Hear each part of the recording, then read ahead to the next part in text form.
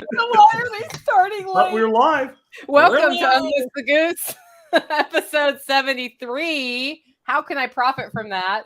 This was inspired because I was listening to Jack Spirko this weekend while doing projects, and he one of his, like, right as he's about to end the segment, somebody's like, how can I profit from that? And it was after he'd talked about the truckers and maybe supply lines shutting down. So I thought, well, that's a really good topic, not just for the trucker revolt, but also in general, in the environment we're in. How can I profit from that? Because a lot of people start feeling all sorts of defeated about what's going on. And that's the wrong mentality. The right mentality is, how can I profit from that? So we're going to brainstorm that today. Before we do that, let's start with one time around the horn. What's everybody drinking tonight? I'll start with Xavier Hawk, who is in the bottom left corner. Nothing exciting, just some water. Water? We got holler water here. Brian, what do you got? Got a mocha and a bong. A mocha and a bong. Wait. It's a Seattle Sunrise. You so hot? Wait, Are you allowed to do that? Is that legal? Is that legal? It's Washington State, baby. What noise was my that? my new ethnogenic medics division 420 shirts are on. I've approved the sample to the printer, and I will have them for sale on the website shortly. All right, Jack Spirko, what do you got? Well, I've got, because as you said before we started, fuck this day. I've got some Justice Label Bronze Star whiskey mixed with a little bit of whatever the fuck this is. All right. That sounds good. I've got Holler House whiskey, which is 4 roses and fuck today. So I added spicy cherry bitters. It's a very simple drink. And if you see me leave in the middle of this show and come back, it's because I'm having a second one. Because fuck this day. Fuck today. I planned ahead. Yeah, I don't have my little bar here.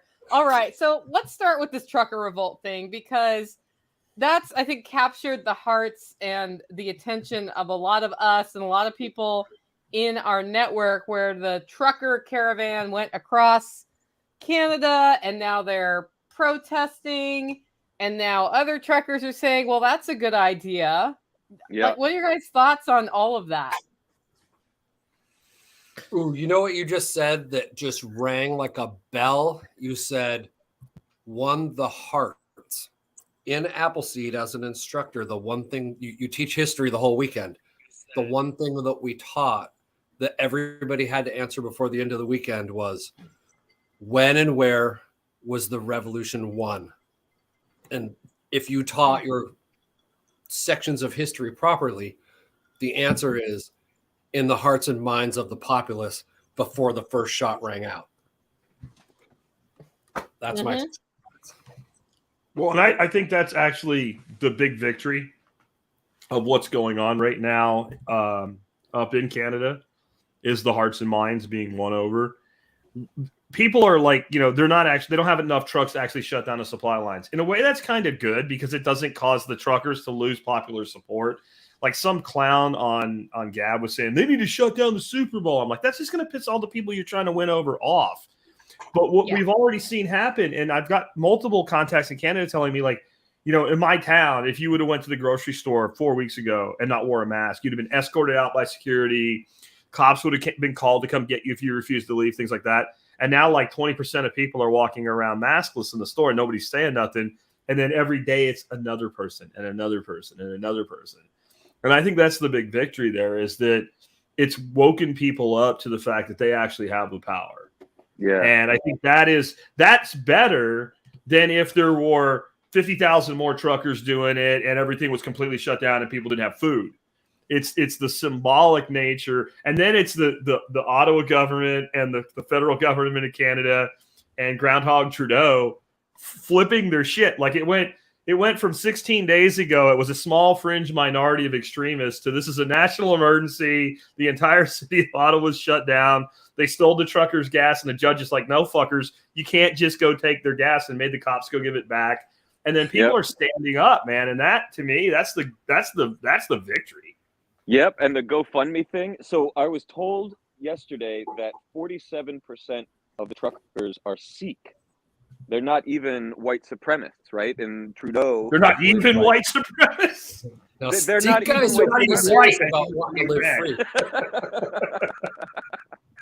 But because Trudeau came out and said these white supremacists, they're racist, you can't support them, all of this stuff, and it turns out they're all fucking Sikh, and so I think that blew up in their face, and the fact that the whole thing is just a complete mess in the sense that the narrative that the mainstream media and or the leadership is putting out is so obviously not what is actually going on, right? That there's such a dichotomy that it's so obvious that people are like, wait a minute.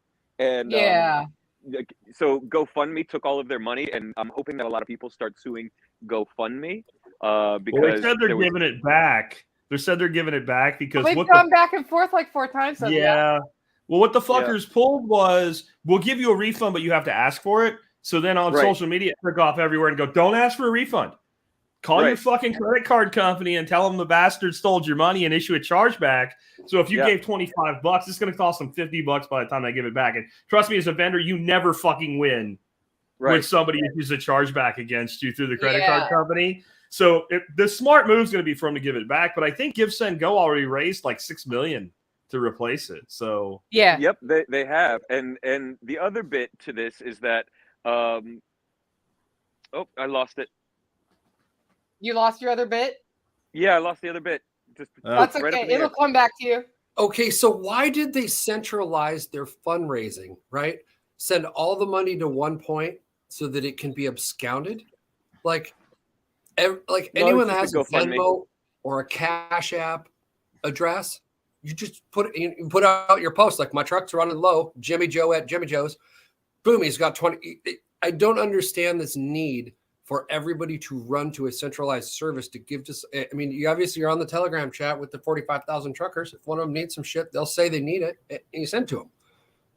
Why the centralization?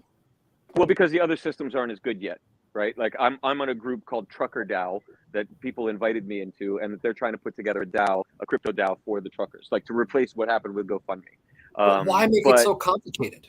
It's trust. It's trust. So like if GoFundMe does its job and I put money into something and it turns out that you're a fucking scumbag and you're not really giving it to the truckers, you're like, I don't know, the American Red Cross hookers and crack with it like the potato sun, then I get my money back. That's why people use. If I'm saying like, hey, I'm gonna collect up some donations and run down there, you could look at my past 10 years of Facebook history. See, I'm a real human and I've helped other people, right? You could quickly do the job of this GoFundMe, literally in 5 seconds. And after you send me some money, if I didn't post a thing up of me dragging some shit down there, wouldn't I be the biggest dickhead in the world? And you could shame me into oblivion off all digital media. So we have to get, you probably get a blue check on Twitter. We got to break our own cycle though of on any side, right? Like, hey, we want to help this group. Let's send the money to one central place. There's no reason to do that anymore. Well, here's an interesting one from Stymie Snurdly says centralized donations worked well for BLM. How many houses did that buy for the organizers? Right. Didn't they just get busted for running or something? Didn't they just steal a shit ton of money? They did, but just like the rioting and the looting, the peaceful protest, nobody's getting into trouble for it. No, they're allowed to steal. They're allowed because to steal. The system is literally supporting evil at this point. Yeah. Hey, just a heads up for those listening on Odyssey. We had a glitch with the streaming. I just fixed it. So the Odyssey count is live now. And I'm just throwing that out there. Sorry, you missed the beginning. The beginning was hilarious because fuck today. But well, since we're on that nihilism, can we talk about crack pipes for a minute, or are we still do we? No, go. No, I think I heard something about. But we do need to talk about profit at some point. Yeah, you heard it here first on Unloose the Goose. Crack pipes, go. Crack pipes, go. Back the 80s. Did you see the that part of the spending bill is to provide free crack pipes to communities? Is that even real? No, it's real. It's Oh real. my Now, God. Lead Okay, Story so- says it's false information because it's really health kits, but inside every health kit is Health a crack pipe. Oh Right. Okay. my God. And what Lead Stories did to make themselves technically accurate is they said that the myth was that the government was giving everybody crack pipes and heroin, which nobody actually It's said. just But crack now pipes. that's a definitively false statement. So you take the statement, you append something false to it, and then you declare the entire statement false. That's fact checking in 2022. I thought However, fact checking was I don't like what you have to say, so whatevs. They're being a Basically. little more creative now because, they're being exposed. So now they have to be technically not completely wrong, even though they are. So Hmm. basically, the potato's like giving out crack pipes so that everybody can be like his son and call it racial justice, right? That's Correct, because everybody knows if you're black, you smoke crack, right? Like it's Yeah. totally racist if you don't accept that all black people smoke crack. That's what I get. Oh my gosh. That's so fucked up. I mean, really, isn't it? Well, communities of color need this. What? That's right. I mean, Oh my God. my brain hurts. Did So- you know that you cannot? The reason that people aren't wearing masks is because the government has not issued them their free N95 masks. Oh, okay. That's our solution. I mean, did you see that go down? Everybody Yeah. in the No. country qualifies for a free N95 mask, Yep. which is rated to work for 1 week, and somehow that's going to end the pandemic. You can get 50 of them on Amazon right now for $60. So I don't Yeah. think that's the problem. Right. Yeah. Hmm. Somebody called me and said, "Did you get your free mask yet?" And I was like, "No." What that for? It seems like a lot of work, and I already have a box of them here. Mm. So what's I do occasionally run saws contract. and grinders and shit. So I mean, I guess I could get some free ones. Maybe we should all ask for one just to like slam the system. Like we should start creating fake addresses like Crackhead Bob, 1371 Crackhead Alley, Crackhead USA 71777, and then just like keep just making that. That I mean, was it's going to kidding, take but some that's not a crazy. terrible idea. Yeah, no, it's going to take some crazy like Bodie McBoatface type movement. Like in some ways, the trucker revolt or the trucker standoff is that. It's kind of like we're just not going to play, and we're just going to put our toys here and honk at everybody. And 2 years ago, people were blocking up freeways, and that was their right to do. And so now we the people are doing it, and all of a sudden it's not kosher. So. Well, it's Jack, organic this time.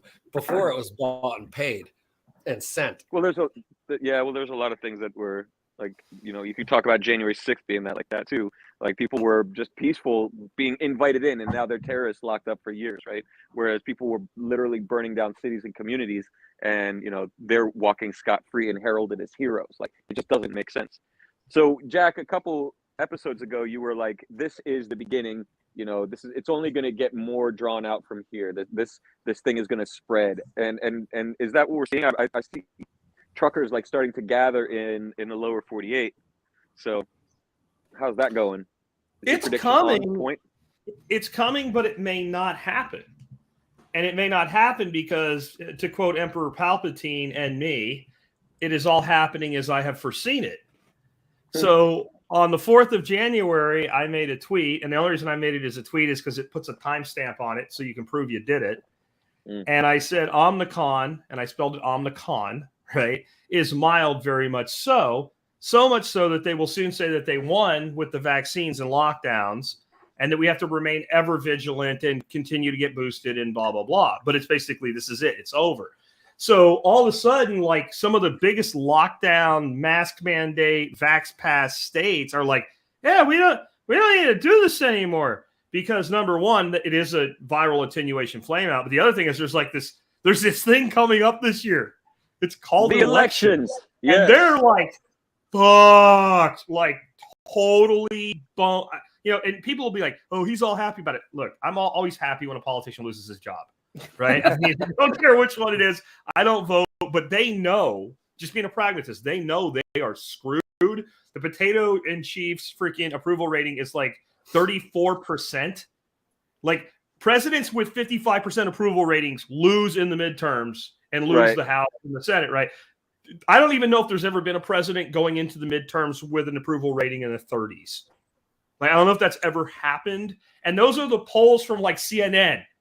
the ones that are kind to the potato in chief, right? Like, so they need to come up with a couple things here. Like, one, they have an opportunity to get out of this and stop doing it because they're at a point now where they've gotten what they've wrung everything they can out of it, right?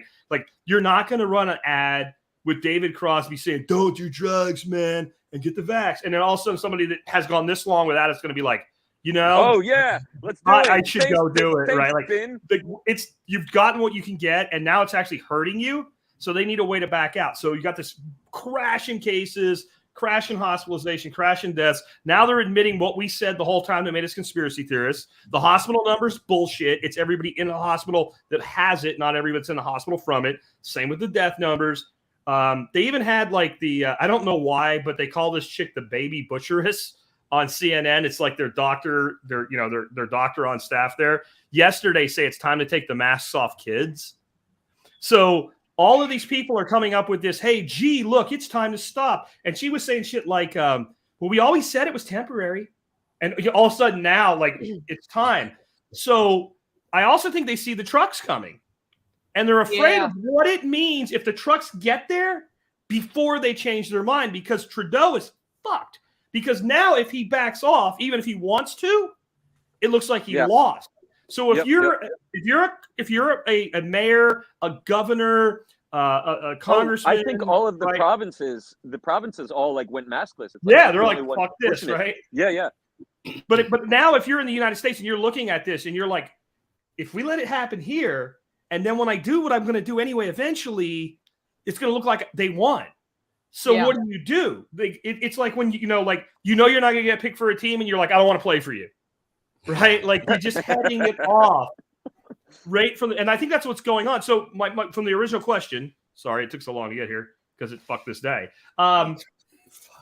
If that happens, that deflates the whole trucker movement. Because then what are you doing it for? What are you going to add if everybody drops their mandates? Then what is the purpose of a protest? Right? And I think they push it like when the guy's like pushing a guy, and he knows if I tap his fucking chest one more time, he's gonna crack me in the mouth. Yeah. And I think all of a sudden it's like they're hitting the chest, and they look down and they see the guy's bicep, and it's like this 22-inch Hulk Hogan python. Like, ooh, I don't. You know what? Let me fix that for you. And I think that's coming. I'm not going to say the fuckery's stopping. I'm just saying the fuckery is going to enter a new phase of fuckery, right? A new level of fuckery is upon us. Yeah.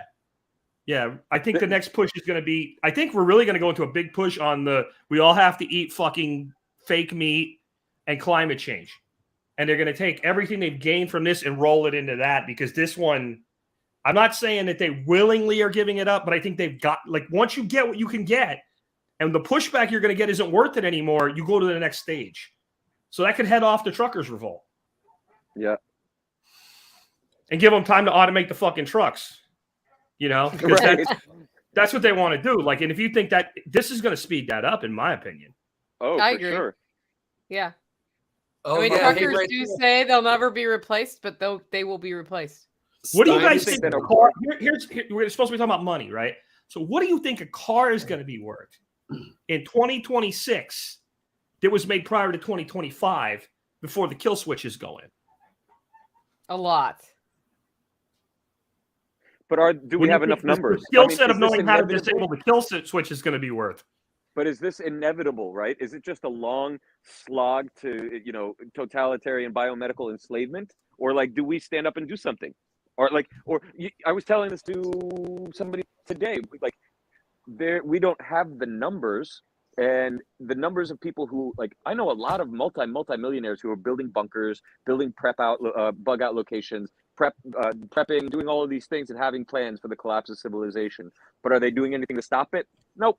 Nobody's fucking doing anything to stop it. Everybody's just sort of riding the fucking train and waiting to see somebody else do something about it. So my question is anybody going to do anything about it? Like, what is the next progression of this trucker movement, right? Like you had said, they're going to try to push the climate change agenda, rolling blackouts and austerity and all this bullshit. Like, that's what's going to happen unless it's stopped. So how does it stop?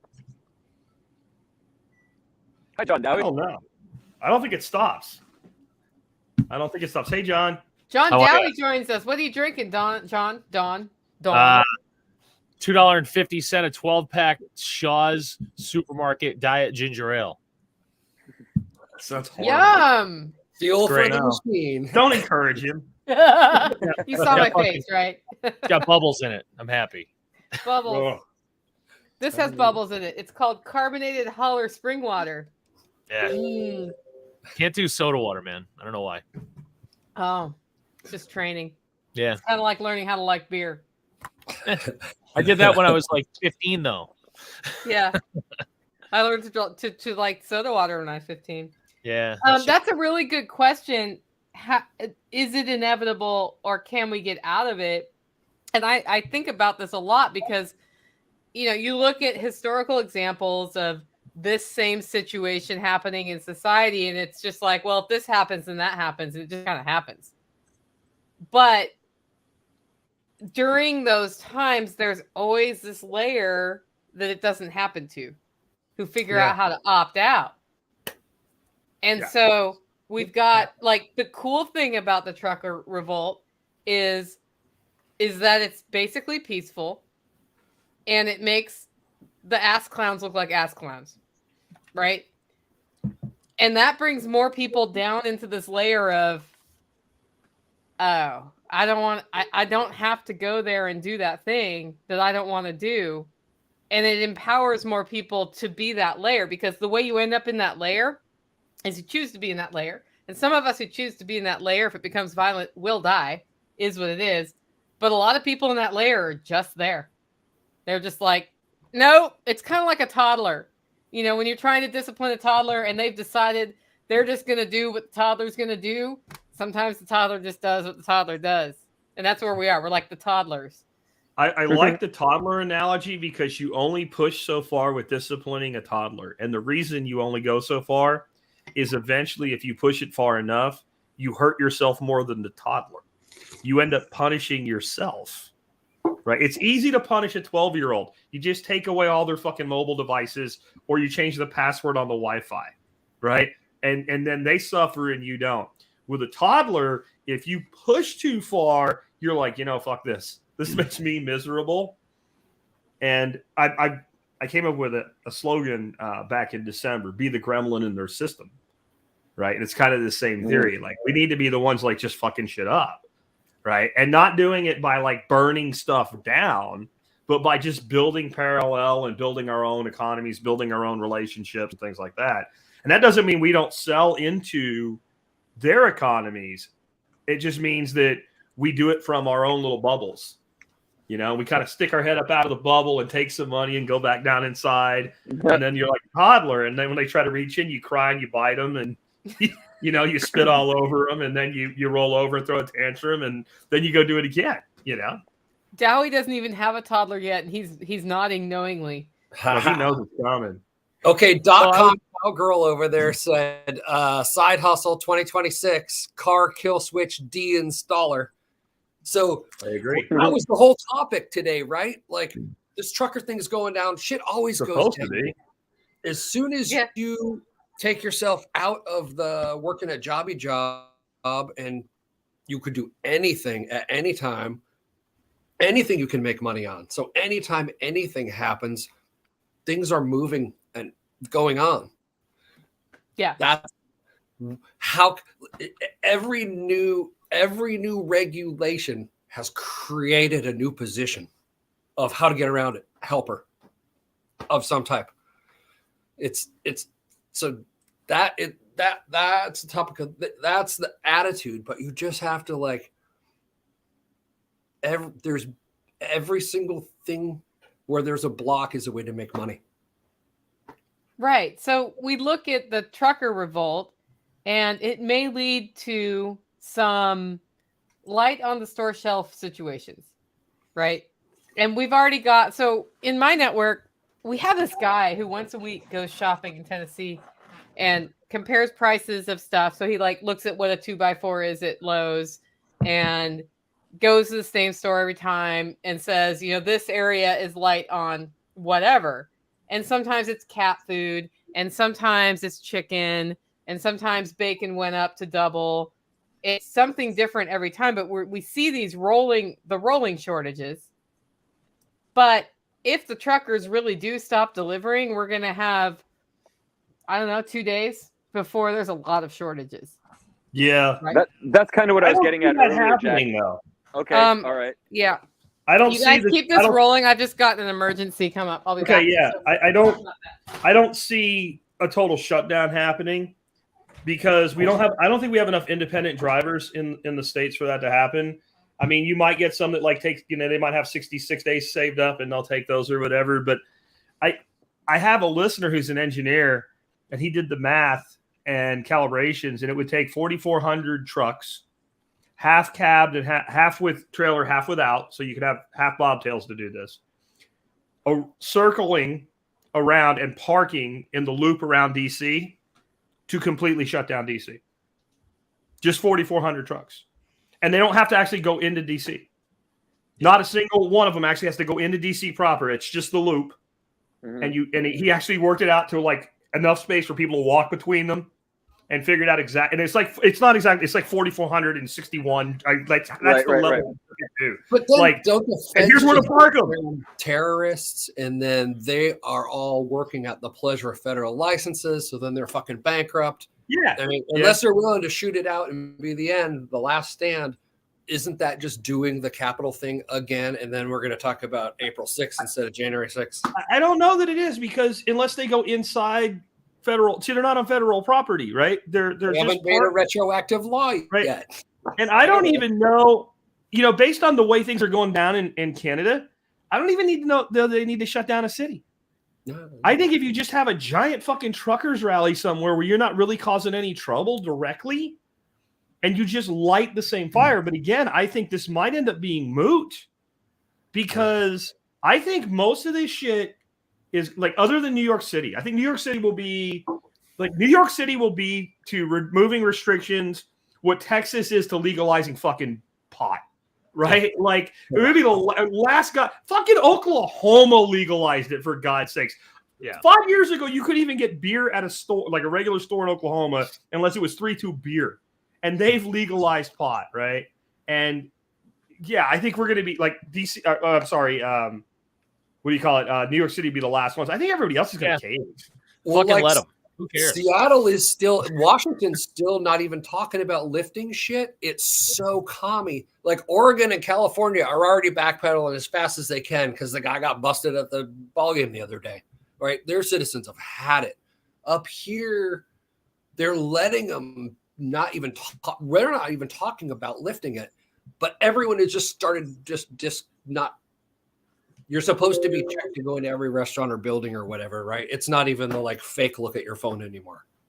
So more rules, but way more breaking of them at the same time. So everything's illegal, but not enforced unless the Stasi want to fuck with you.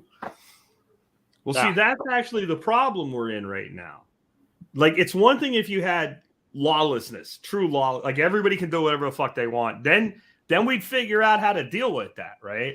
But what you have is weaponized law enforcement, where we don't give a shit that 10 guys just jumped out of the car, went into a freaking jewelry store, smashed the cases open, stole everything, and ran away. But you didn't wear your mask, so 5 dudes jump out of the car, beat the fuck out of you, take you off to jail. Like, it's clown that's the world we're living in. But Nicole bailed because she's got some stuff going on she's got to take care of, and so I have to be the enforcer now. We're supposed to be talking about how to profit. Yeah.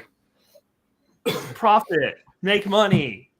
Who in the audience out there listening to this wants us to actually talk about that? Type Y in the comment stream. Or if you want us to just keep bitching, we'll do it. But no, but the one guy had it like we made a promise to help people get. Well, I'm sitting here thinking that anything that creates more freedom. So it's basically this. We have got people who have set out to take over and control everybody else, and everybody else is being like, we don't want to, and we're not interested in trying to control things either. So nothing's really there's no alternative, right? But you want to talk about profitable? Anybody who comes up with a system or a way that we can all like really, really build the future that we want, that's really where profit is. I mean, if you look at even like Tesla saying, okay, we're going to build electric cars, everybody's like, great. There's problems with that, fine. but it's at least hopeful. Going to space, something hopeful. Let us build something that we actually want to be a part of. That will be profitable.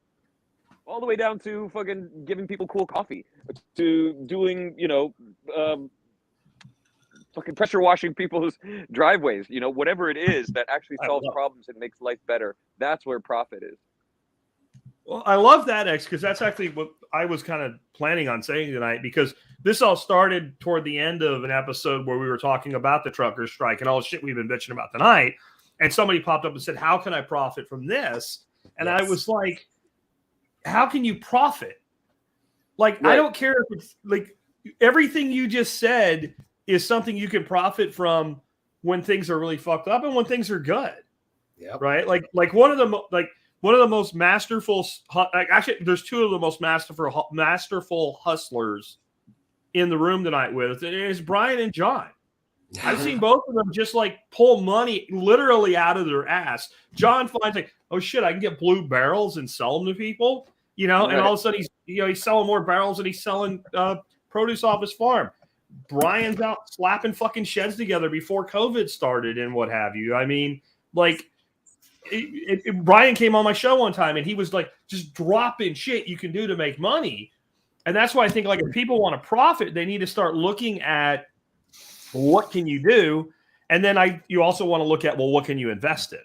Right. And like X and I are going to tell you buy fucking Bitcoin and shut the fuck up. And if it goes down to tomorrow, don't cry about it. And if somebody says it's dead, don't email us about it. Shut the fuck up and buy Bitcoin. But there are other things to invest in, right? Like there's emerging trends that you can see that you can buy conventional securities or you can invest in yourself so that you are able to, like, I don't know, disable kill switches in 2026.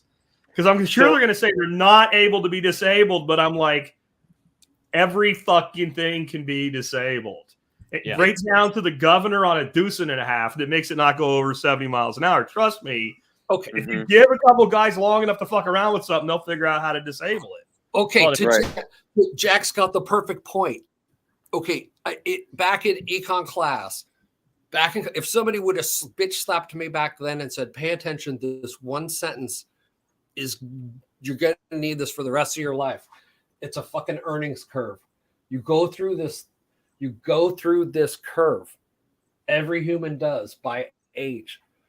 You potentiate to make more money. You don't know it yet. You'll go through it. I totally was like, fuck that. I'll make more money forever. When you're young, you really don't have earning power yet. But if you get disciplined, my dad tried to fucking tell me to save 10% for real, Jack. You keep always talking about that book where do yourself first. We're going to tell you how to make money. It means nothing because trust me, you can drink and piss a lot of it over yacht edges.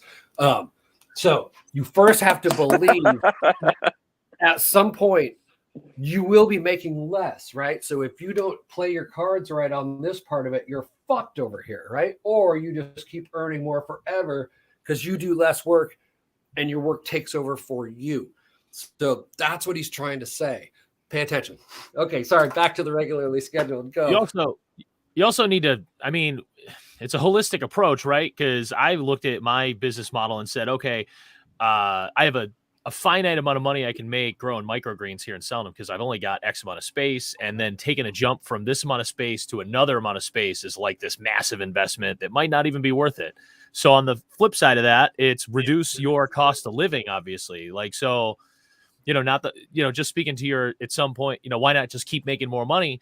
Well, one way to make more money is to not fucking have to spend it. Right. Mm-hmm. So, figure out how to get out of that world. Like if you're in a shitty place where houses are expensive, figure out where to go maybe. But I think this kind of, I've said this before, but it kind of gets back around to anytime you're trying to figure out what you can do for a side hustle, regardless of a Canadian trucker strike, you have to keep your eyes open all the time. And if any opportunity that presents itself, fucking say yes. Right. So like the barrel thing, that was just me looking to do something like some project, and this opportunity was in front of me, and I didn't hem and haw and fucking say no. Like I just was like, yeah, sure, whatever. I'll try anything, So, and it worked out, and it wouldn't have worked out if I had just, ignored it or been like, nah, I don't want that shit in my yard or whatever. But But it's kind of like Jack once upon a time, he probably, I don't know if he remembers this, was talking about situational awareness and driving home from work and noticing things on the way home, like details. And then, the next time you're driving home from work, notice it again or whatever. And that creates this mindset and trains your mind for situational awareness. Well, it's the same exact thing with side hustles of training your mind to be aware of every single business opportunity that comes across your path. And once you become like a serial entrepreneur, which is most of us here probably, right? You can't miss everything. Everything that's said to you immediately is like, okay, what can I do? How can I make that a new business? And it actually gets like to be a nuisance because you get distracted, but everything that comes across your path is, what can this be for a side hustle? And everybody needs to train their mind to just think that way. So, if your mind's, and now here's the thing, I have my mind pretty well trained to think like that all the time, but Canadian trucker strike, how do I make money? No fucking idea. Because I'm not there. Maybe that's why it's not right in front of me. And I know we have the internet and whatever, but maybe you can be the here's an idea to funnel Bitcoin funds to them or something and take a cut like the guy in Office Space or some shit. I don't know, but like who knows? So yeah, go ahead, X. Yeah, no. So there are a lot of really great memes out there, right? If anybody's listening, doing even just a shirt company, on print on demand with some of these memes, like that works. It's not going to make you, hundreds of thousands. Maybe it does. Maybe it will. If you hit the right one, you learn how to market it on Facebook or some of these other social media platforms like that. I have seen people like begin their entrepreneurial career doing stuff like that, have a big win, like the stars align, they come up with a cool shirt design, somehow it goes viral, they make a whole bunch of money, and then that begins them on their career doing bigger and better things. Or befriend your local screen printer who's down the street, who you personally can have a connection with, and follow your business. And use quality fucking t-shirts, because I hate it when I order a t-shirt with some Seaport piece of shit. I want to fucking light it on fire. It drives me crazy. If we're trying to get away from dealing with giant companies, print on demand is easy, right? But it helps you right in the moment get more money for you. But does it really help everybody around us? I want to tie this into some of the comments that are hitting right now. So I'm just running through like a list of things. Vending machines, right? You can go get vending machines, find some good spots like there. But then also Wavehead in the comments is saying learn Solidity. Solidity is a coding language on Ethereum and to be able to build smart contracts on not just Ethereum but a number of different chains, right? So if you do that, there's a lot of money right now because a lot of people are trying to figure out what this industry is about and coming up with ideas to implement it, but there's not enough coders. So you can make a great deal of money learning and coding for people on Solidity. So good call, Wavehead. Yeah. It comes down to arbitrage. When people are talking about a thing, if you can find a way like Jon did to get those barrels for a fraction of what the market has a value set for them at, and you realize in the moment, whoa, there's a spread, that's when bells go off. Ding, ding, ding, ding. There's a business here.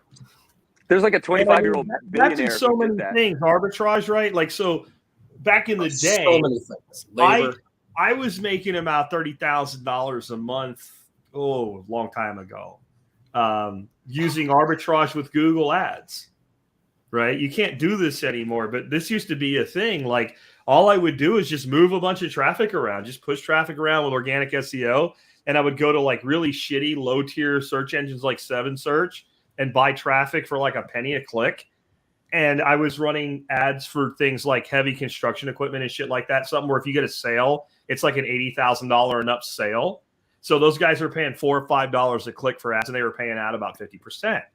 So I was buying traffic for a couple pennies and selling it for 75 cents. And you do that, a couple thousand times a day, 7 days a week while you sleep, and you start making money. Now that all got ripped out from underneath everybody.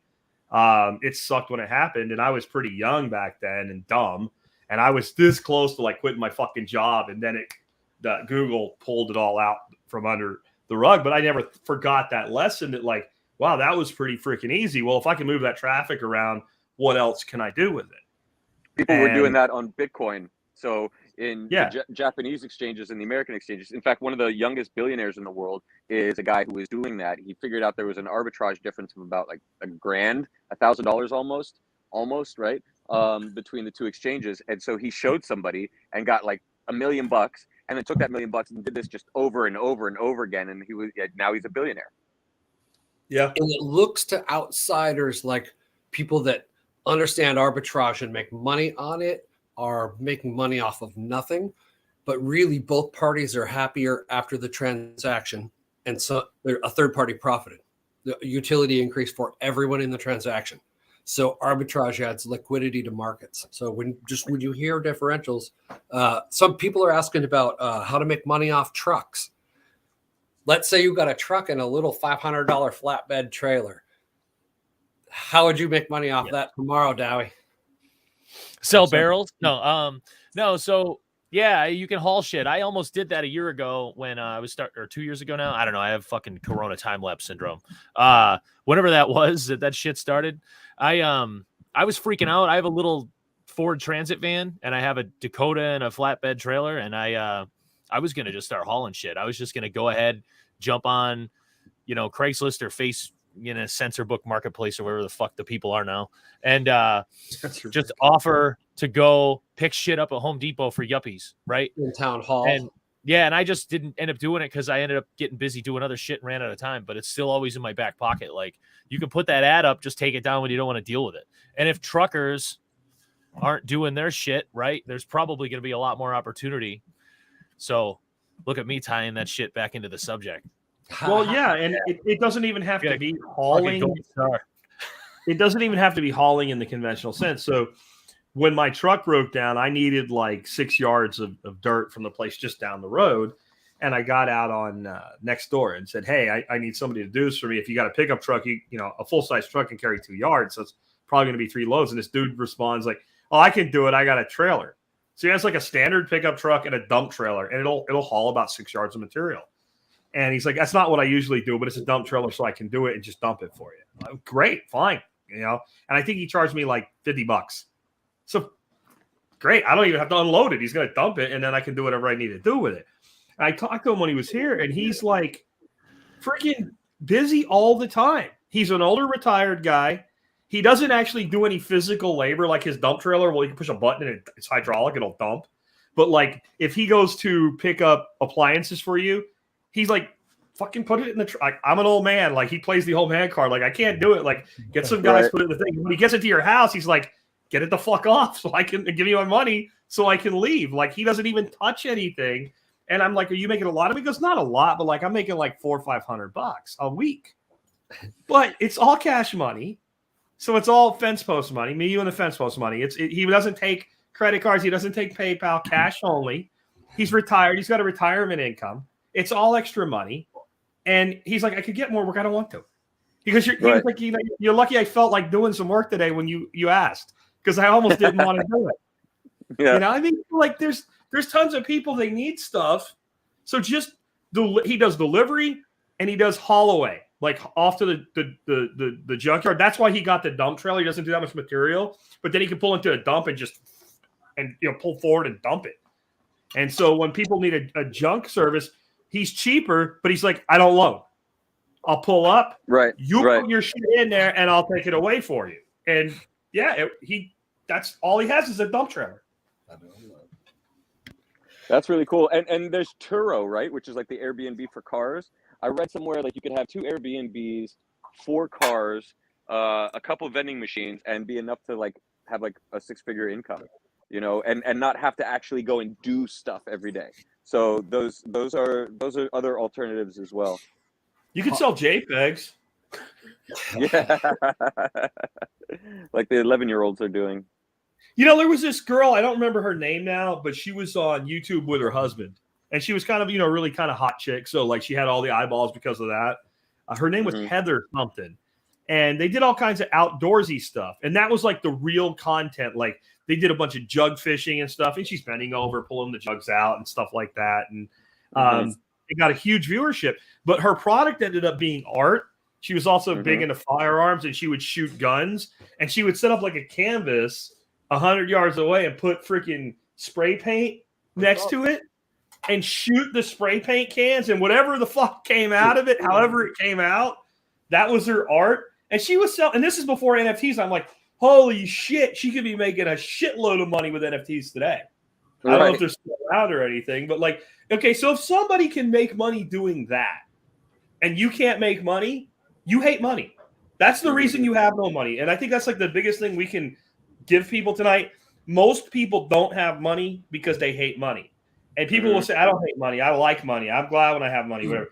If you have a relationship with somebody, you say you love them, but you're constantly treating them like shit, you don't love them. You love the idea of being with them. Because if you loved them, you would treat them good, right? So if you're treating money like shit you're in your life, then you hate money. And money, unlike a lot of like codependent relationships, will leave you if you treat it poorly. And I think the reason most people are broke is because they hate money. They're money misogynists. That's what they are. They're money misogynists. They hate money. And I swear to God, you know it immediately when you're talking to somebody and you like something comes up about like some guy bought a Ferrari or some shit. And the guy you're talking to goes, must be nice. Like as soon as that guy says that, like you're going to be fucking poor for the rest of your life. And if you win the lottery, you're going to be poor in 2 years.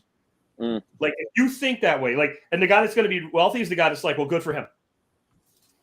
Because that guy doesn't hate money. Fucking money misogynist. Don't be one. No. Oh, that's another one in the mindset. That's huge. But that's huge. Train yourself to not say must be nice. Right? Yeah. I mean, it's all these little mindset changes, I think, that add up over time. Okay, here's another great one. Splatterball. They shoot about the exact same as those airsofts. And now I just found a company that makes tactical, like nice looking, about the right size, all of that. So you could play. I just didn't want to allow that out on my property and leave all those balls around because they don't dissolve. But these explode and turn into dust. So that's going to be a deal. I'm going to have it's because I didn't want airsoft because of the mess on my property. The Splatterball solves that. So that's going to be. Why didn't you just do airsoft with the environmentally decomposable ones? Okay, so I talked to some super fancy airsoft guys that are in the leagues. They say that those shatter and are dangerous for some reason. Okay. Even though they say they just go away the next day and all that, for campers and such, having all that, it doesn't go away the next day. So these are so small when they're dehydrated. They're the pinhead size, but they're 7.5 mil when they hydrate. So when they hit you and explode, the 100 particles it turns into when they turn into dust, they're literally dust.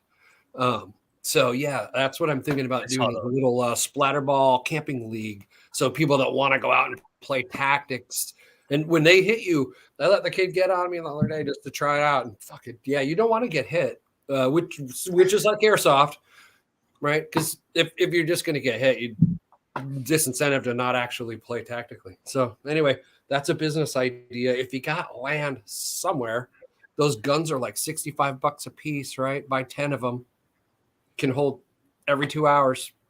We've got a place that's like 5 miles from here, and they do airsoft and they do paintball, and they are freaking stacked. If I had junk land playing, and every person there is a paying customer. You don't get to go play unless you pay. And when they're there, what are they doing? They're coming in and they're buying CO2. CO2, right? Like the guys are lined up refilling their freaking CO2 constantly. The only reason I know is I'm a home brewer and I have a keg system. So I take my 15-pound CO2 keg down there, and then they're all pissed because it's like it takes a while to fill up a 15-pound freaking cylinder.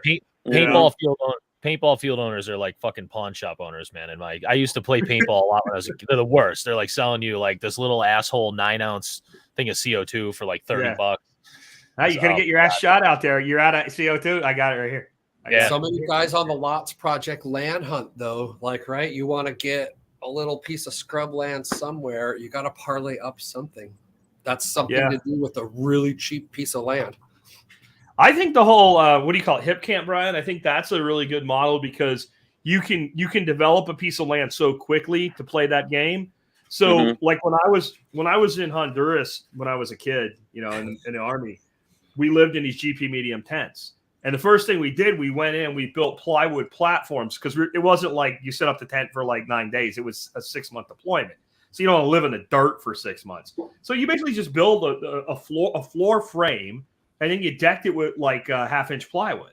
Or I think we used 5/8 or whatever. We decked it, and then you put the tent up over it. And it's actually pretty pleasant in there.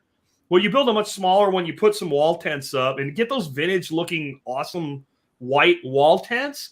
Put 4 of those up. You got 4 sites you're renting. You can go buy a piece of property, and buy a bigger piece of property when you buy raw land, because like 5 acres and 20 acres generally cost about the same fucking amount of money when it's undeveloped land. It's crazy stupid, but it's true. And then put some 4-wheeler paths in, put some basic infrastructure in, and call it glamping. Right? And you don't even have to be there. Don't leave anything they can steal. Or if it's something they steal, you don't care. They have a deposit if you go through hipcamp.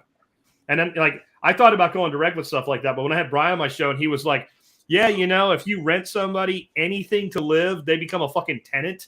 Yeah. But if you go through one of these aggregator services, they're not. So if you do have a problem and you can't get rid of them, you call the sheriff, they grab them by the neck, and they throw them in the street. Like, I'm like, okay, yep. And when I say that on the air, people are like, I thought you were an anarchist. I am, but I don't live in an anarchist society. So if I throw them on the street, I go to jail. If I make a phone call, they go on the street. So that's the way I'm going to play the game. And hipcamp just upgraded, or in the next few weeks is upgrading the software. So now you can have actual individual campsites on your property that people can get directly, so you can price them differently. This is interesting here from .com Cowgirl. Remember, you can lease land. You don't have to buy it. So, like, one of the big mistakes people make when they go into farming and ranching is they immediately want to buy. I got to buy land. I'm going to buy land. I need to buy 500 acres or whatever. And all the guys that we know that are like super famous as ranchers and farmers, Joel Salatin, Greg Judy, all those guys, they all fucking lease land. Like, Greg Judy manages something like 20,000 acres. He owns like 200. And like, I think 100 of the 200 was like somebody died and the family knew him and like, please buy it because we want you to have it, like that type of thing, right? So like half the land he actually owns, he was like given almost for free because they wanted it to be taken care of. The family didn't really want the land, so they sold them to it, like, right? So why couldn't you, if you wanted to develop land with like cabins, you don't want to fucking lease it because that's a permanent structure. But if you're going to set up glamping, it's the same portable infrastructure as setting up, electro fencing and shit like that to run pigs and cattle. So you could set it up and run pigs and cattle and chickens and shit like that. And you could glamp it. And then you could be like, you could make it like some eco bullshit, like come where the grass-fed cows roam and shit like that, It's a brilliant idea. Like, I'm an hour away from my place, right? So I'm not over there all the time to entertain the camping people. They literally just walk through the gate camping and then leave. If I had a camp director who was fun, that would take people out in the kayaks and the fishing and walking around the nature trail and doing all the bullshit, like making the little signs for every tree, all that, they could lease it from me, right? Run the hipcamp as an on-site hipcamp host, probably 10x the camping earnings because it would be interesting. Yeah.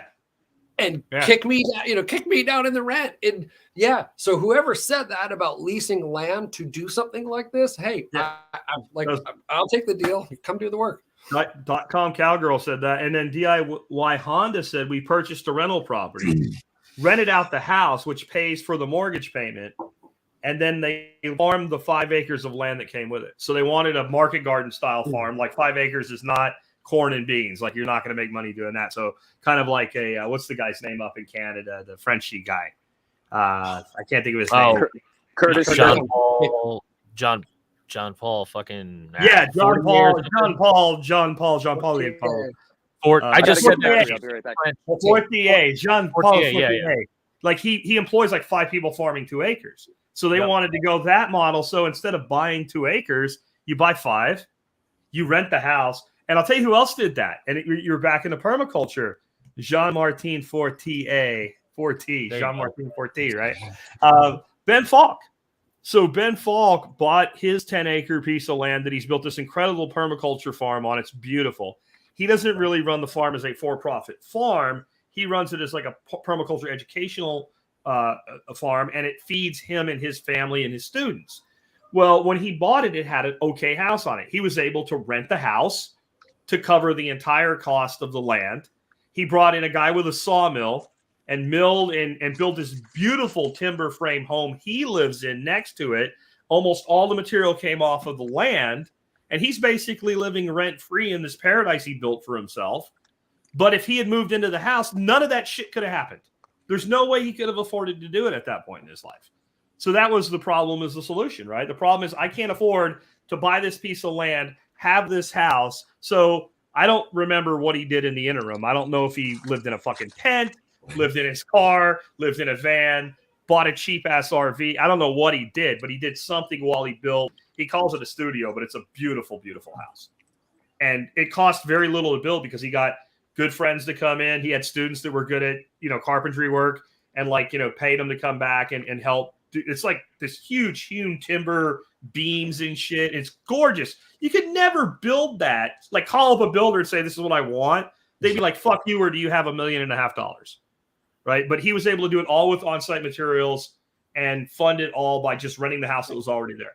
That's creativity, guys. Yep. Hey, over on Odyssey, I have a question about unique opportunities to making money in commie hellholes. I kind of have an answer for this. John, real quick, I need to do something. I'll be back in 5. You're in charge until I get back. You don't want that shit. Yeah, it's off to the fucking gulag with all you people. So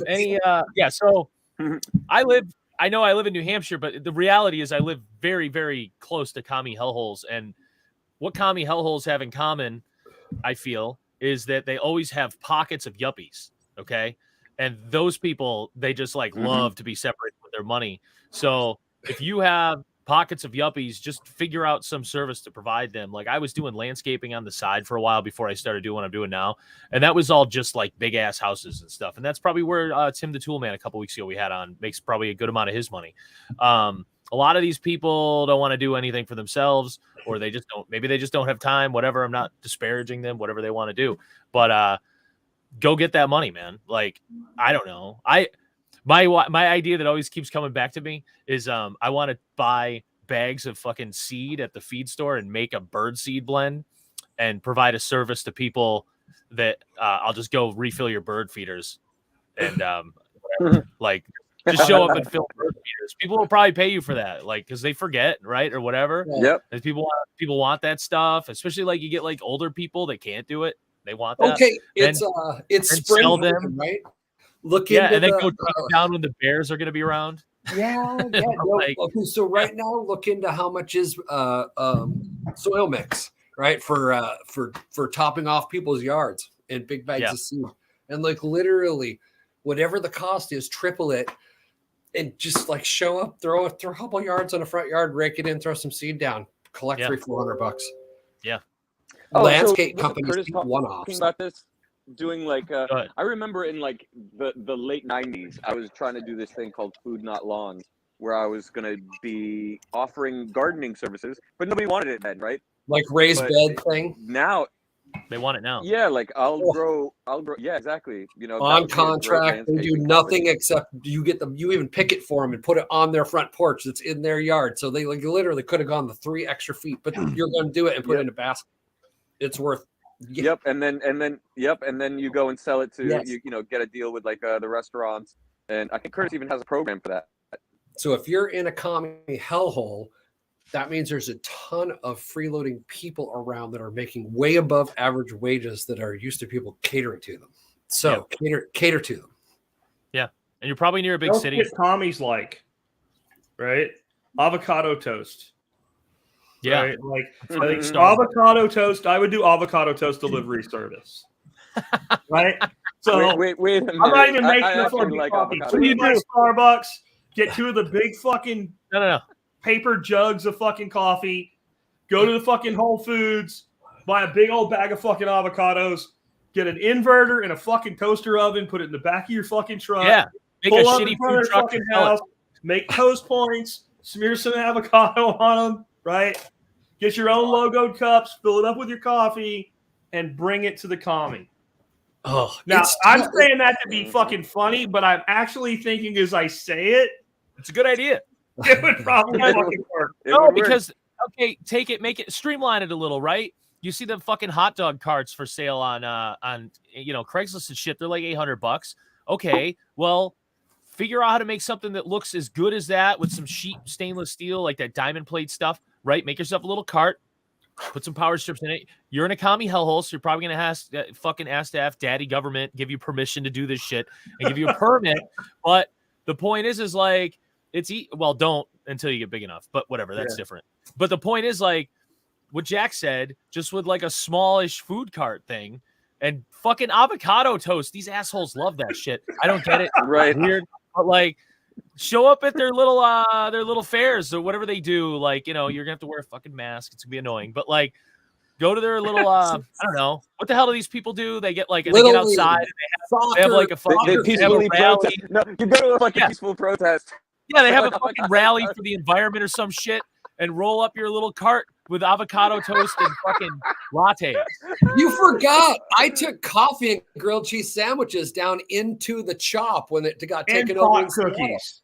That's why they let him in. They're like, "Who are you, motherfucker?" And he's like, "I got pot cookies." Like, dude, in you go. Oh, I forgot. I did Dude. bring the pot cookies, but I gave those away.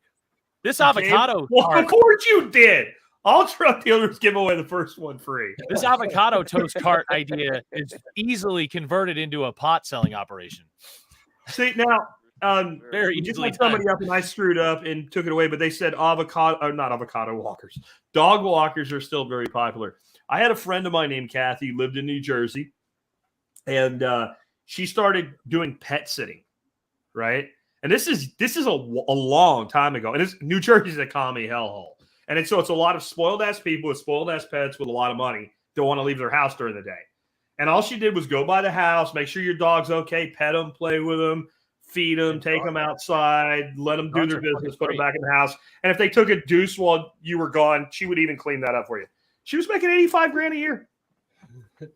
$85,000 a year. Wow. And her entire marketing strategy, flyers and business cards at vets.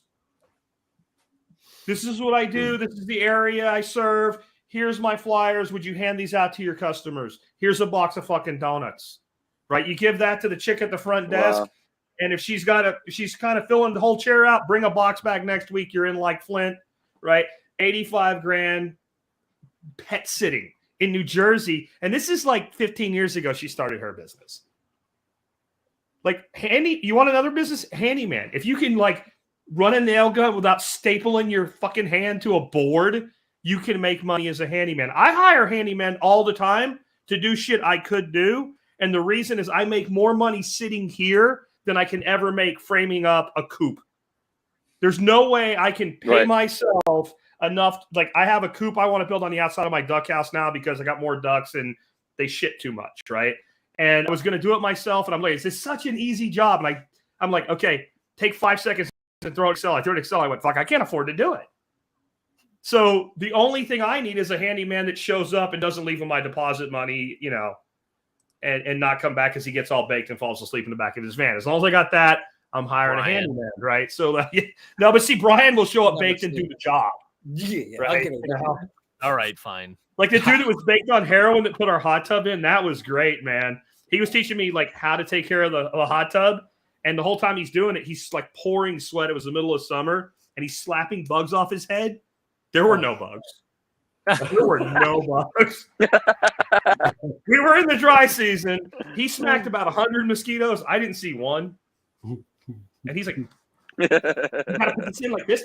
And Fucking I'm like, oh shit, if this guy can have a job, no one has an excuse, right? Like, no way. Oh, Hell yeah. There's so much you can do. Oh, Like, grooming horses. Yeah, there's one. grooming horses.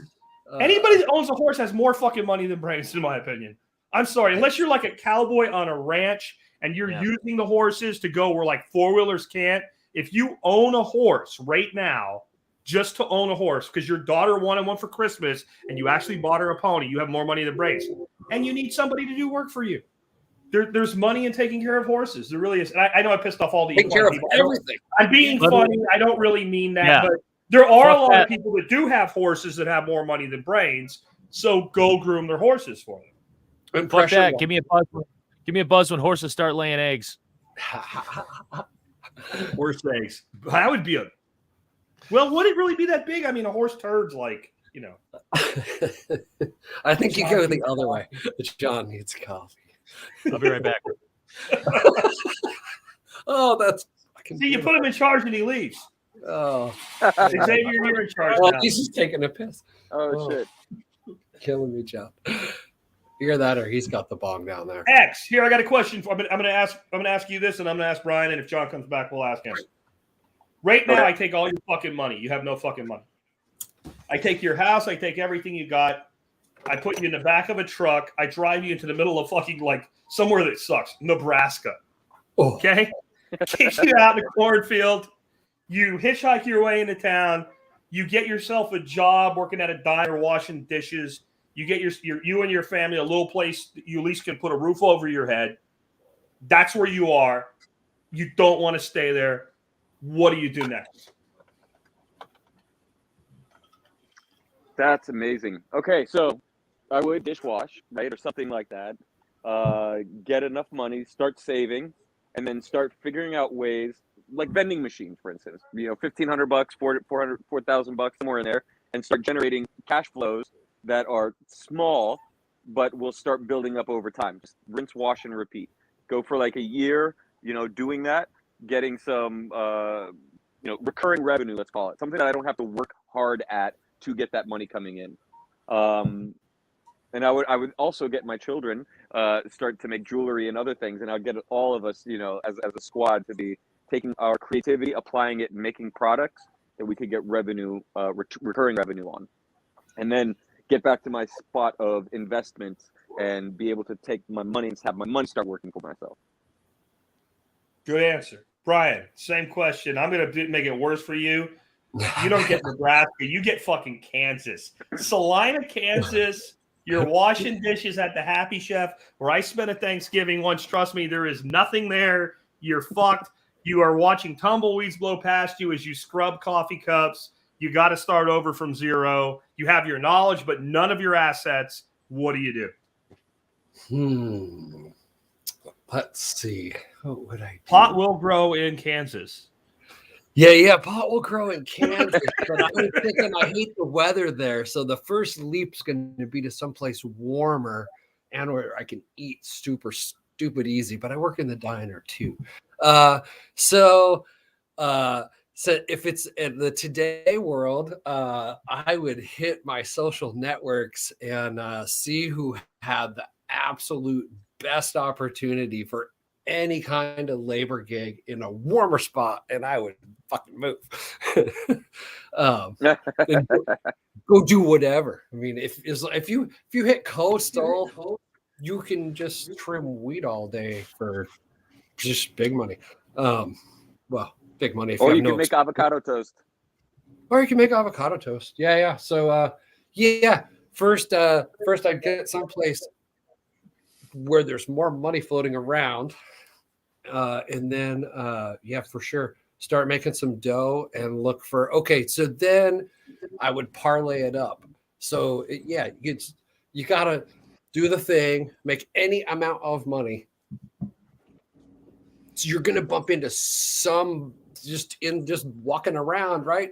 Somebody's going to have an old lawnmower sitting by the side of their shed that they were going to throw away 8 years ago. That's free.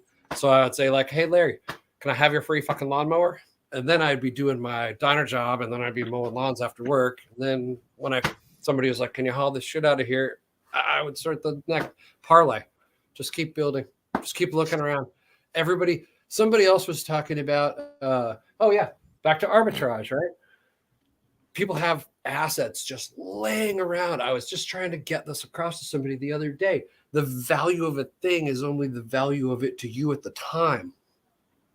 The tools that can make money are junk for people. Some of them are just sitting there. So yeah, like welders, guys probably with 3 old welders because they got 4 new ones that they've played with sitting there. You could just go start making art and selling to yuppies literally tomorrow.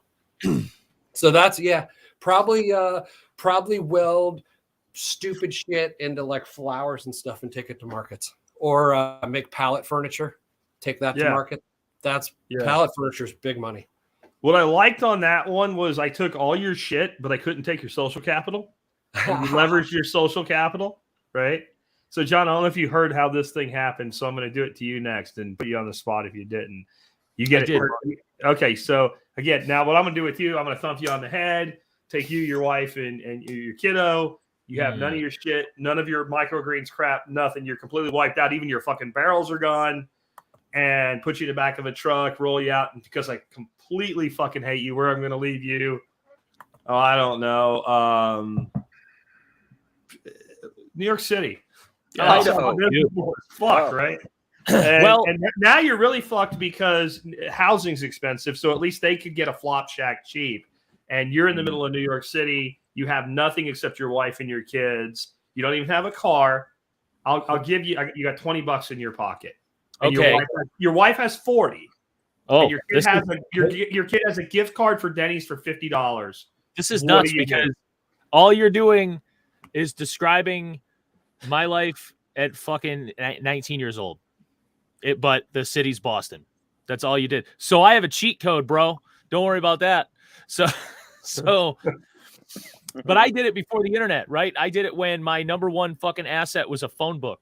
And it is what it is, right? So that's how I ended up in restaurants, and I was, line cook and all that shit. But so my answer to you is I would get the fuck out of the downtown part of the city first, find an area outside where it's cheaper and all that stuff, and I'd probably live in a hotel for a while because that's what I did. But no, I mean, you got to talk to everybody you can and make as many connections as possible, and I think Brian covered that. And I'm a very good talker. And you know what? The best way to start meeting people and talking to people is in a fucking bar, okay? And guess what I am? An amazing fucking bartender. So I would probably go work for the man and bartend for a while until I figured out what's next. What am I going to do next? Maybe I'd probably have to work for people for a while in New York City. I'm thinking I wouldn't be like right into the self-employment zone, but that's okay. Because in bartending, you can hide, 75, 80% of your money. So yeah, I don't know. I'm sure I'd figure out within 6 months that I'm losing my goddamn mind working for people. So I'd probably start really slamming my head against the wall, trying to figure out how to provide services or something. These days with the internet, man, there's so much stuff. I know I don't have a car, right? So there's no Uber unless I'm going to rent a car and drive Uber or something, right? Arbitrage. Yeah, there's that. And there's just basic services. I'm a pretty smart guy. I know how to garden. All those people, they would love to probably be able to grow some of their own food. You can play the earthy crunchy angle. Yeah, I don't know. It would just be. It's all good. It's all good. On the Uber thing, dude. Honestly, every time I take an Uber Black or the Lyft X, whatever the high end Lyft one is, and we don't do it that much. That's why I always take the nicer ones. And you talk to the driver, none of them own their fucking car. Yeah, they all work for a company that leases their car for them, and then they profit share with the company. So at least you could get started doing that because you can drive. I didn't take away your driver's license. But the reason I did this exercise, this is why every fucking person that comes to this country becomes wealthier than the average person in this fucking country in general. And this is why immigrants that came to this country in the fucking 1700s, 1800s, early 1900s became wealthy so quickly because they were put in that exact situation. And then when they looked around, they went, holy fuck, I have so much more opportunity than I ever had before.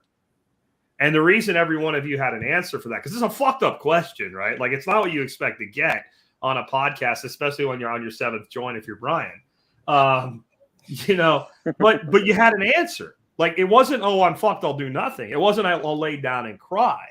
You came up with something, and it might not even be what you would actually do. Like, when I was listening to you talk about being a bartender, I'm like, fuck, I could walk into any goddamn bar that serves basic rock gut food and say, I want a job as a cook here. Show me what you have. And I'd go Guy Fieri that shit like Grocery Games, right?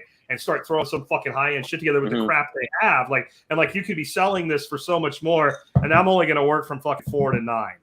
right? And that gives me the rest of the day. And that's enough money to like buy a Fleabag motel or whatever until I figure out what the fuck I'm going to do and save up enough money to pay my hosting bill again and start another podcast. And I'll just get back on the air and go, this is Jack the Hobo Spirko. And like, I'm back on the air. Like I'm not quitting. Like, I'm just going to rebuild my life. And one of the things that we have as a problem in this country is everybody has been so fucking conditioned to believe that they're oppressed. And we literally have a game today that I like. The Olympics is going on, even though I haven't watched any of it. I refuse. It's the Oppression Olympics, right? I call it the Oppression Olympics. The more downtrodden you are, the more virtuous you are. So like people literally are struggling to explain to you why their life is worse than yours. And that, to me, spells opportunity because your competition's way, way down at that point. Meanwhile, 40, 50 miles up the street is a fucking concentration camp. Yeah. Yeah. So that's why I'm not watching that shit. Sorry, go ahead. I cut you off. No, you're right. No, the fact that it's in China is like, I'm not mad. I'm not boycotting. I'm just like, I have better things to do with my time than support this. Right. But yeah. But the Oppression Olympics, like that's America today, right? Like, have you guys ever seen the South Park and they do a rip on what is it? Ancestry? Not Ancestry. 23andMe, the genetic thing, right? Oh yeah. They're like, I just thought I was a random white guy, but it turns out I'm 8% Apache. Who's looking stupid now? Not me. And it's like, oh my God, that is it's so spot on. Like everybody wants to be some level of oppressed. One of my funnest moments in my life. I was in Kansas. I can't remember the name. Lawrence, Kansas. I didn't think there'd be a lot of hipsters in Kansas. I was wrong. Lawrence apparently is a college town, and it's like fucking hipsters fall out. Like you walk into a liquor store and you kick the wall, and hipsters fall out of the ceiling tiles, right? And it was like the day after Trump got elected, and I was going up to hunt on this guy's farm in northern Missouri, and this chick comes in and she's like pasty white. And she's got like this kinky hair, and she's not. I'm trying to be nice, but not attractive. And she had that skin that looks like if you touch it, you'd think it would like stick to your finger. She was say it. She was a fucking vegan. Yeah, probably. I think she ate the other vegans though to have the mask, but she was tripping on Trump and like all his supporters and this and that, and it's not safe to be on her campus anymore and everything. And I'm just sitting there like, I'm not going to say nothing. I'm not going to say nothing. And I'm like 5 days without a shower. I've got a beard that fucking has rabbits living in it. I look like complete fucked up mountain man. And to be fair to her, this was before I went keto and lost all the weight. So I'm fucking heavy as shit too. And I'm standing there in my hunting coat and I smell like fucking dead deer. I've got deer blood on my coat. And she's like goes with all this. And she finally takes a breath. And I went, man, that's a hell of a thing to say about that many people. And she goes off like, what would you know, blah, blah, blah, and you don't know what it's like to. And I'm like, ma'am, I'm gay and my husband's in the truck waiting for me. I don't know what the hell you're talking about. You know what it's like to be gay and living in these parts? And not ashamed to admit you are. And she goes, I am so sorry. I didn't know. And it was like all of a sudden, and I'm like, I'm not gay, you idiot. I just wanted to give you some perspective. And then she lost her shit, and I'm the whole problem, and clearly you're a Trump supporter. And I'm like, man, whatever. And I bought my bottle of wine, and I went back to my hotel and took a bath finally. But that's the society we live in. And there's so that's the extreme, and we laugh at the extreme. But somewhere between the extreme person who is this defeatist and the extreme person that's a go-getter is the middle. And the worse the extreme gets to the dead side of things, the more apathetic the middle becomes. And that's why so many people, if I gave them the question I gave you three guys, they wouldn't have an answer. They wouldn't know. They wouldn't even be able to pull something out of their ass and make it up. Because no one's going to hold you to it. No one's going to be like, okay, John, you're going to New York City. Freaking X, you're going to freaking Nebraska. Brian, you're going to Kansas. Nebraska. And I loved one of the things Brian said. Brian said, look, I'm not staying. You drop me off in Kansas. I'm not fucking staying here. Well, yeah, I'm leaving. I'm going to hitchhike. Like, I'm getting the hell out of here. I'm going south. Right. At least I'm going south at least until I get my life together because it's fucking cold. I'm not staying up here poor. Yeah. Poor and cold doesn't go together. I'm going to go south, get my life together, and then maybe go back to wherever he lives now. Just because you're in that's so many people what do I do if I live in a commie place? I don't know. Fucking move. Well, maybe, but I mean, I thought you were going to throw Kansas at me. And my first answer was going to be like, look, motherfucker, I grew up in Oswego, New York, and I needed to get out of that fucking field trip through the Great Depression and go somewhere where there was a job, right? So I went to a commie Good hellhole. point. That's right. The funny thing, all my extended cousins and shit are from Detroit, right? So I went should to have dropped all you Michigan. fuckers off in my hometown of Pottsville, Pennsylvania. Yeah, same Yeah, thing. It's the same Yeah, shit. you're We just have a there. fucking dude. lake and 9 feet of snow. It's the same thing otherwise. But Well, if like, you're in Pottsville, you can go Yeah, deal I- heroin until you get some money. Yeah. that's Right. Oswego now. But like, I had to go to a commie hellhole because there's fucking jobs in commie hellholes. I hate to say it, but like, if you want a fucking successful experiment in communism, go to Massachusetts because they have a good thing Wow. going. I just don't Wow. want to live there and be subjected to their rules. So I live just over the border and make a shitload of money off those fucking pinkos. It's beautiful. That's what did you got to you- do. The Do you difference, live with ever, them. John, Make John, money just on off a total side note, John, do you ever really like feel bad about what Massachusetts is when you think about the history of Massachusetts? Oh Are yeah, you- it makes me sick. There's a song by Aaron Lewis called Massachusetts, Mm. and it's like, you know, just miles from where this country came to be and stuff like that. And like when I hear that song, like it's like, holy fuck, like this is the one place this shit shouldn't happen. This is like Yeah. where the shot heard round the world was fired. Well, yeah, I drive when I deliver every twice a Right. week. I drive by all these places. Oh, this is the Freedom Trail. This is the historical landmark. This, that, whatever. I'm driving over the fucking bridge to the waterfront there, and I see like Ironsides over. You know what I mean? And it's like, Yeah. wow, man, you people are fucking soft. And then there's still like a myth or whatever where like people in Boston are racist and they're hard, you know, and whatever. And there's still a handful of these people like that are kind of like, I guess, like somewhat like me, I guess. But like the majority, it's weak sauce, man. Like I got just before lockdowns, I went to a fucking Method Man and Redman concert. Okay. Now, if there should be hard as fuck people, it should be there, right? Some guy stepped up and shoved Right. me for no fucking reason. And so I fucked him up, right? And I didn't get thrown out. It was great. The security guy came over. I was there for my 40th birthday or 41st birthday. Or no, 40th. And the Nice. security guy comes over and he's like, what's going on? And I go, look, dude, I'm 40. I don't want any shit. And this guy just came at me. So I fucking right hooked him in the head 3 times. And now he has a concussion. See you later. Right. So they didn't kick me out. And so they let me stay. And I look around and there's fucking like a 6-foot circle around me 5 minutes later of people that like don't want to get near me. They're like afraid or some shit. And I looked at one of them. I go, hey, look, as long as you don't fucking attack me, you're going to be fine. You know? Right. They told me like Boston is soft as shit now. And it's Okay, I want to be kinda very gross, serious you for know? just a moment. Like that was my can answer, right? Like I would go after, you know, sex offenders are, especially pedophilic sex offenders, are registered. There's like a whole fucking public registry of those motherfuckers. So like happy hunting, and I'm sure they've got shit. So that's a quick way, and then you just I like it. Feeling That was good my, about what you've done, and you can actually go down the list and go, this guy was put on the list because he took a piss on the highway. Nope, he's off the list. Yeah. Right, of course. Molested 3 young boys. Oh, yeah. You go to the top, you get stars, you go to the top list. Now you're hitting on like my other thing I've never done is become a novelist. And I actually have this plan for a book, and it's so close to Dexter, I decided not to do it because Dexter was a serial killer that killed serial killers. Mine was going to be a serial killer that killed child molesters. I love it. And it was like the whole thing, like it was like so close. I'm like, I can't do it now because I can't come up with a new idea to make it work. Because there's going to be somewhere he's going to be in law enforcement, so he had access to it and shit. And then the end of my like, it was going to be a series. The end of my first book was going to be like this cop that's like a Boy Scout type cop. Like we can't have vigilantism, that kind of shit. It's going to get real close to catching him and figuring out who he was. And then like somebody important to him, some kid important to him, like his nephew or something, would get molested.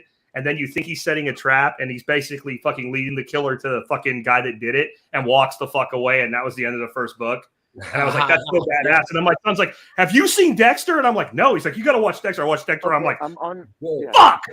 You know, like, fuck, my idea is shit now. Like, I can't, no one will ever believe that's my idea now. Yeah. That was my Look at diagnosis. that. He's like, he's scamming here. He's like, we can make NFTs out of this shit. That was my diagnosis with a terminal illness exit strategy, was to go and just start waxing fucking pedophiles. But I need them to allow NAMBLA meetings again so we know where to find them. All right. I just so wait till on, you're- on that note, I just wait till Spirko's taking a drink for this shit. I hold it, Just and then as I like release it in bronze time. color, just as good in the nose as it is in the mouth. It came all the So way any up, of but the it didn't come non-smoke out. I held out it in there. just for you. You know, and just last night I was watching some shit on Netflix about movie tropes, and they said that the whole like laugh spit thing doesn't happen. And I looked at my wife and I went, Bullshit. "Fuck you! I've induced that like 1,000 fucking times. That shit happens in real life all the time." That's all the way back to high school lunchroom and milk, man. Like that's the thing. Don't tell me that doesn't happen. I just cut X off. Go ahead, buddy. No, I was just gonna say, we're at like the top of the hour and a half, and I think if there's anything that anybody can take away from this and looking to make some money, like go take out pedophiles. Yes. Hey, we can start a secret group. Doesn't cost very much. We have. Hold on, real quick. We have Nicole checking in from a remote location. There is a goose in this parking lot honking. So clearly the goose is a racist and violated Facebook community standards. Is it doing this? I feel an NFT coming on. A goose saying honk, making the okay symbol with his wing. Okay. Does he have a little mustache?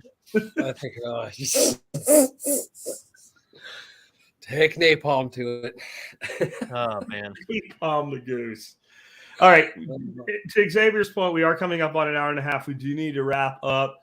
What I want to do, though, while we wrap up, I want to put everybody that's still listening that hasn't checked out because we've totally lost it in this one to the same thing. Somebody throws you into the middle of nothing. What would you do? Explain it in one or two sentences in the comments as we roll here. Everybody else, let the audience know who you are and where they can learn more about you and what you got going on. Starting off with X, since we probably heard from him the least tonight. How can they hire you? How can they hire you to knock off the pedophiles in their lives? My name is Xavier Hawk. I run Fireon Global Partners. That's fireon.com, PHIREON.com, and at Xavier Hawk on all of the social medias except for Twitter because Twitter sucks. That's fucking right. Oh, jeez. Okay, I'm Brian, foodforestfarms.com, at Scrambling University, at Scrambling on about everything. Come to social media. I'll sell you some coffee or some cannabis items. Cannabinoid, not cannabis. John.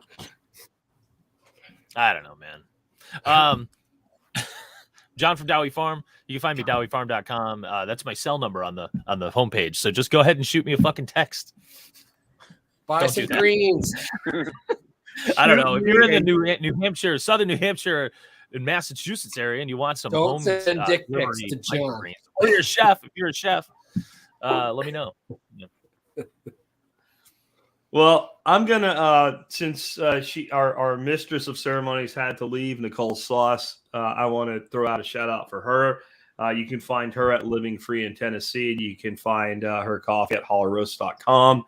And you guys should definitely check her out. I'm Jack Spirko. I run the Survival Podcast. You can find that at tspc.co because most of you don't want to type out the whole long domain. And if you want to check out my live feeds, I have a big announcement this week. I added a new feature. If you go to tspclive.com, you can always find our next upcoming live stream. And if you want to know more, check that out. We do a pretty good job over there. We just did episode 3034 today. And I think we are, at this point, one of the longest continuously running podcasts on air. And this is a big moment for me. I wanted to let you guys know this on Unloose the Goose. Probably the only person that's been in the podcasting business longer than me, the podfather himself, Adam Curry. Adam Curry will be making an appearance on my podcast on the 21st of this month. Nice. So I'm pretty stoked about that. So if nothing else, check that episode out. I don't know what number it'll be, but it'll be on the 21st. Did you say you're on 3034? 3034. I cannot fucking wait for 299 more episodes to go by. What will that be? 3,500? Or? So it could be, right? It'd be all threes. Oh, yeah. You should have. Oh, I hate to do this, but like you have to invite Curry back for that episode because his whole thing is 33.33. Okay. I'll tell him when he comes on, he has to do it, right? Yeah. Yeah. Tell him 299 more episodes. Well, whatever. We'll hijack him in the comment. Yeah. Well, hey guys, I appreciate y'all being with us here tonight. I appreciate everybody in the audience being here with us tonight. I can't. Oh, buy the fucking dip. Brian's pointing to, and I can't read the other one. You're gonna tell us what it is. Something about NFTs. Buy the NFT too. Buy the dip and NFT the Bitcoin. Right? Like, but it went up $6,000. It's still the dip, motherfucker. And if you bought a dip, you just made It really is. Margaret Oliver, take one more thing from the audience before we go. Says, does it have to be legal? Absolutely fucking not. But what you does have to that be mean? smart. You have to be smart about it. And what the best thing in the world is to do something that's illegal in a way that makes it technically legal. That's how billionaires become billionaires most of the time. Or to design risk into the operation. So before Uber, gypsy cab drivers in New York City, they would just go, a cab medallion is $1 million and a fine is like $100,000. Fuck it. And they would just bankroll enough money that if they got busted, they paid the fine and went back to drive. And like, so either design in the risk ratio or do it in a way that makes it technically legal, or don't get caught. Right. And with that, we'll sign off. And Nicole is remotely honking. So we all got to give a good old Facebook violating of community standards honk. Honk. See the honks in the comments, guys. See you. Oh.